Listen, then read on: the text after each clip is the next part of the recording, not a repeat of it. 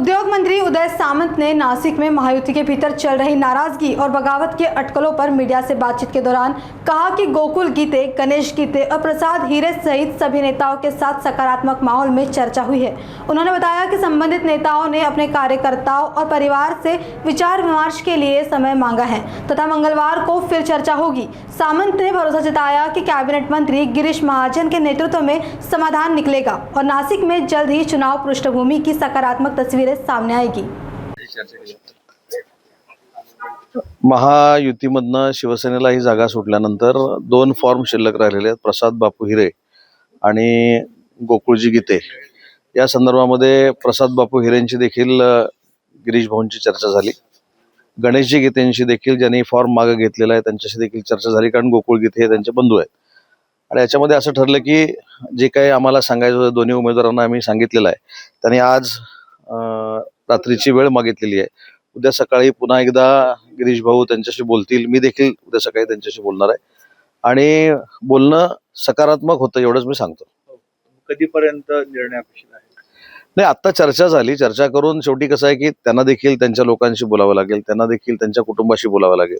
आता मी शिवसेनेचा एक शिवसैनिक म्हणून भाऊंना विनंती केली, भाऊंनी महायुतीचे नेते म्हणून त्यांना विनंती केलेली आहे आणि असं कुठे चित्र नाहीये की कोण नकारात्मकच होऊन चर्चा पुढे गेली।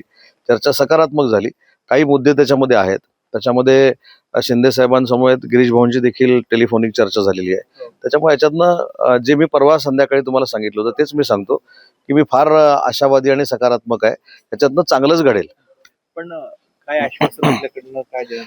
नाही, बघा, गणेशजी गीते असतील किंवा गोकुळजी गीते असतील, यांना काहीतरी कमिटमेंट करायची आणि कमिटमेंटच्या आधारे आम्ही करायचं, हे त्यांनी कुठची कमिटमेंट आम्हाला नको म्हणून सांगितले, कारण ते गिरीश भाऊंचं नेतृत्व मानतात।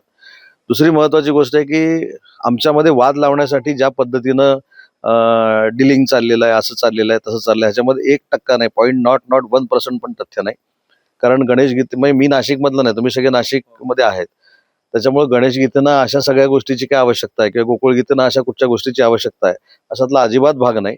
शेवटी असे निर्णय घेत असताना पॉलिटिकली त्यांचं फ्युचर मधलं करिअर काय, त्यांच्या बंधुराजांचं फ्युचर, या चर्चा होणारच ना।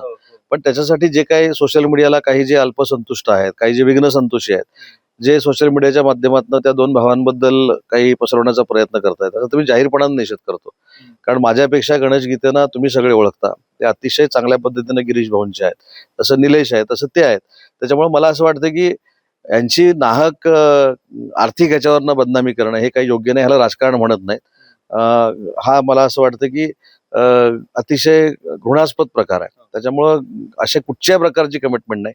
पण शेवटी माझ्यासारख्या कार्यकर्त्याला जर कुठेतरी थांबायला सांगितलं, शेवटी फ्युचरमध्ये माझ्या करिअरचं काय हा प्रश्न येणारच ना। त्याच्यामुळे त्या संदर्भात गिरीश भाऊ त्यांच्याशी बोलले, मी त्यांच्याशी बोललेलो आहे। आता शेवटी त्यांना गोकुळजींशी बोलावं लागेल, त्यांच्या कुटुंबाशी बोलावं लागेल, तसंच प्रसाद बापूंना देखील त्यांच्या कुटुंबाशी बोलावं लागेल। आणि मी एवढंच सांगितलं की मी आशावादी आहे आणि गिरीश भाऊंना संकटमोचक म्हणतात हे तुम्हाला माहिती आहे, त्याच्यामुळे नक्की त्याच्यातनं मार्ग निघेल। त्याच्यामुळं मिळताना उद्याची ब्रेकिंग तुम्हाला चांगली मिळेल। उद्या साधारणतः